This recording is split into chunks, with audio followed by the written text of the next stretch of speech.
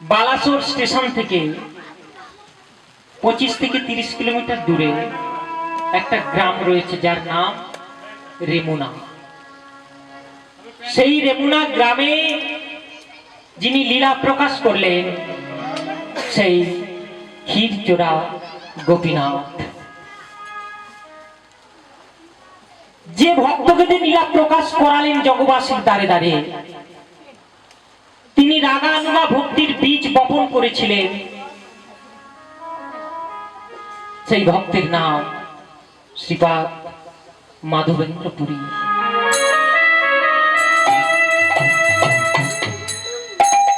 এই পুরীপাদের জন্ম হয়েছিল 1445 খ্রিস্টাব্দে,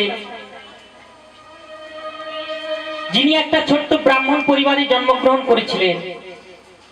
নাম ছিল মাধব ধর। এই মাধব ধর তিনি কাশীতে বিশ্ববিদ্যালয়ে অধ্যাপনার দায়িত্ব পেয়েছিলেন। দেখো, যারা গৌরকে ভালোবাসে, গোবিন্দকে ভালোবাসে, তাদেরকে কোনো কিছুতে আটকে রাখা যায় না। কি শিক্ষক, কি ব্যারিস্টার, কি বা প্রফেসর, যাকে গৌর ডাকবে, গোবিন্দ যাকে ডাকবে, তাকে কোনো কিছুতেই আটকে রাখা যাবে না। সেই মাধবেন্দ্র পরিবার অর্থাৎ মাধব ধর, তিনি শ্রীপাদ লক্ষ্মীপতির কাছ থেকে সন্ন্যাস ধর্ম নিয়েছিলেন। যদিও তিনি ছিলেন সংসারী গৃহস্থ, একটা ছেলেও ছিল, নাম বিষ্ণু দাস। নিজের সন্তানকে কমলাক্ষ অর্থাৎ নবদ্বীপ নীলায় যিনি অদ্বৈত আচার্য, সেই অদ্বৈত আচার্যের হাতে সমর্পণ করে দিয়ে বললেন, কমলাক্ষ আমাকে একটু বিদায় দে। কেন গুরুদেব, কোথায় যাবে? হ্যাঁ রে, আমি তো সংসার দেখলাম, সবাইকে দেখছি, আত্মীয় পরিজন, স্ত্রী পুত্র সবাইকে দেখলাম, তবে তুমি কাকে দেখতে পাওনি?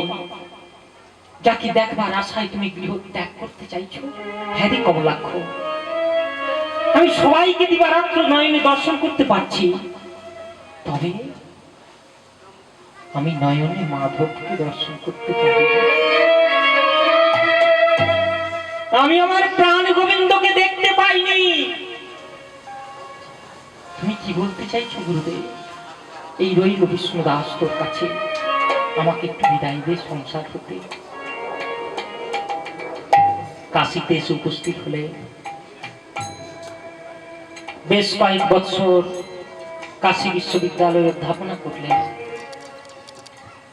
তৎকালীন ব্যাসদেবের শিষ্য মাধব সরস্বতীর হাতে এই বিশ্ববিদ্যালয়ের দায়িত্ব ন্যস্ত করে দিয়ে বেরিয়ে পড়লেন তীর্থ ভ্রমণে। তীর্থ ভ্রমণ করতে করতে অবশেষে এসে পৌঁছালেন সেই শ্রীধাম বৃন্দাবন।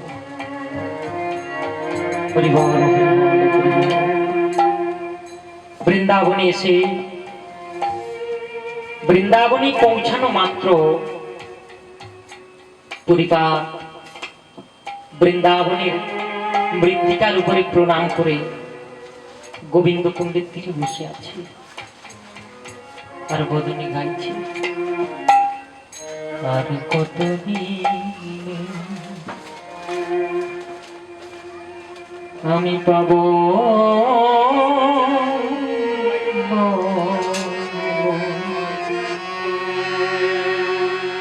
তোমার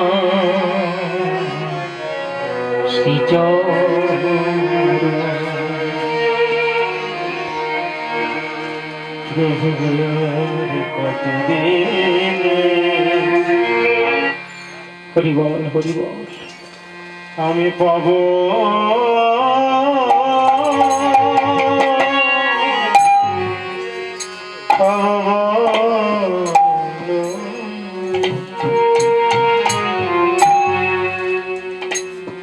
তোমার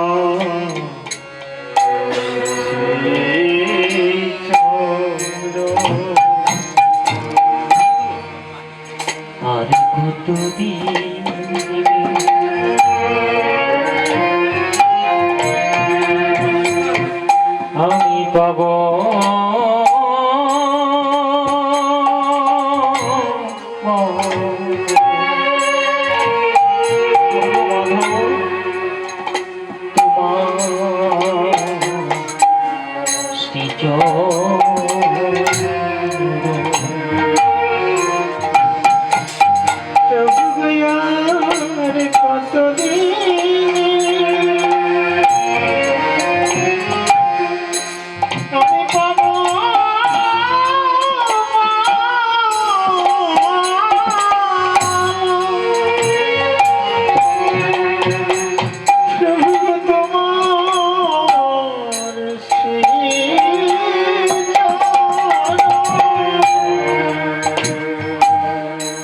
আমার আশায় আশা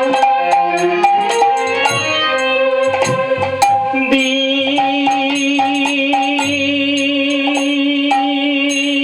কেটে যায় প্রভু আমার আশা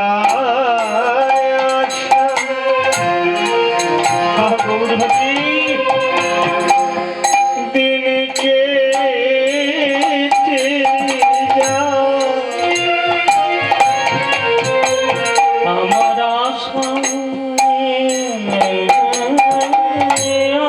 আশা গৌরী দিন কেটে প্রভু আমার আশা আশা আমার দিন কেটে যায় এবার বুঝি হবে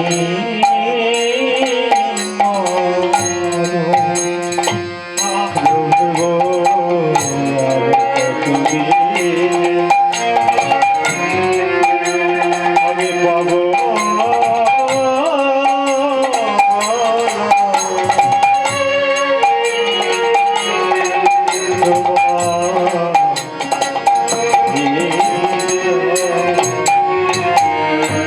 আমার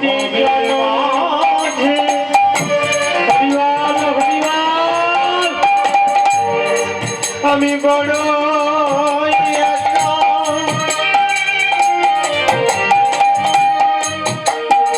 প্রভু কবি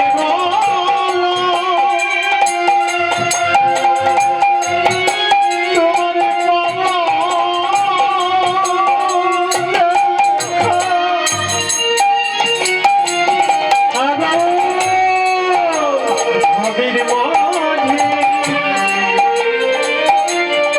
প্রভু